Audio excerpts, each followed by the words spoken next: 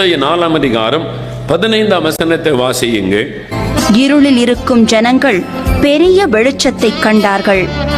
மரண இருளின் திசையில் இருக்கிறவர்களுக்கு வெளிச்சம் உதித்தது என்று. மரண இருளின் திசையில் இருக்கிறவர்களுக்கு வெளிச்சம் உதித்தது.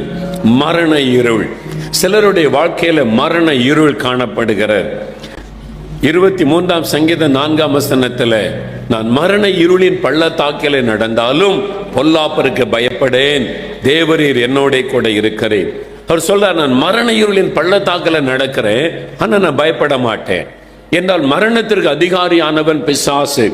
அவன்தான் மரண பயத்தை கொண்டு வருகிறான், மரண இருளை கொண்டு வருகிறான். நான் மரிச்சிருவனோ, ஏதாவது நடந்துருமோ. ஒரு சொப்பனத்தை பார்த்தீங்க, யாரோ ஒரு வெளிப்பாடு சொன்னாங்க, அதுல இருந்து உங்களுக்கு ஒரு மரண பயம். என் வீட்டில் மரணம் நடந்துருமோ, எனக்கு மரணம் வந்துருமோ, இப்படிப்பட்ட மரண பயம். பிசாசு உங்களுக்குள்ள ஒரு மரண இருளை கொண்டு வந்திருக்கிறான். அப்படியே யார் என்ன சொன்னாலும் உண்மையாய் ரட்சிக்கப்பட்ட தேவனுடைய பிள்ளைகளுக்கு மரணம் என்பது ஒரு இனிமையான அனுபவம். அல்லேலூயா. மரணம் என்பது ஒரு இனிமையான அனுபவம். ஒரு இடத்தை விட்டு இன்னொரு இடத்திற்கு போவது, இந்த பூலோகத்தின் உபத்திரவத்தை விட்டு பரலோகத்தின் மகிமைக்குள்ளே செல்வதுதான் தேவனுடைய பிள்ளைகளுக்கு மரணம் என்பது. அல்லேலூயா. மோட்சத்திற்கு போகிற வாசல் தான் மரணம். அல்லேலூயா. ஆனா மரண பயம் உங்களுக்குள்ள இருக்குதுன்னா என்ன அர்த்தம்? சாத்தான் அந்த மரணத்தின் இருளை உங்களுக்குள்ளே கொண்டு வந்து அந்த மரண பயத்தினாலே உங்களை முடக்கி வைத்திருக்கிறான். ஒரு விசுவாசி வந்து சொல்றாங்க, எப்பவுமே என் உள்ளத்துல ஒரு பயம் வருது.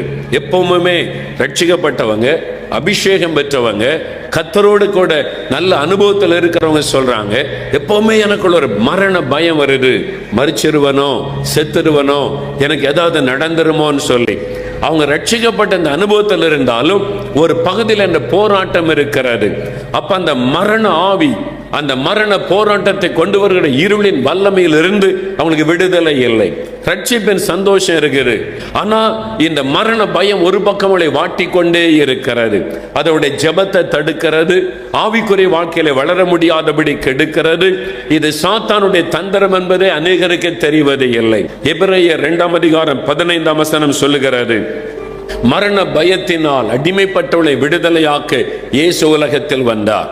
ஜீவ காலமெல்லாம் மரண பயத்தில் கலங்கி கொண்டிருக்கிற மக்கள், உட்கார்ந்தா பயம், எழுந்தா பயம், ரோட்ல நடக்க பயம், கார்ல போகிறதுக்கு பயம், பஸ்ல பிரயாணப்பட பயம், எல்லாவற்றிலும் ஒரு பயம். அந்த பயத்தின் ஆவியினால் சிலர் கலங்கி கொண்டே இருக்கிறாங்க. சிலருக்கு விமானத்தில் ஏற பயம், இது போய் சேருமோ, பாதி வழியில விழுந்துருமோ ஒரு பயம், ட்ரெயின்ல ஏறக்கு பயம், பஸ்ல ஏற பயம், நடந்து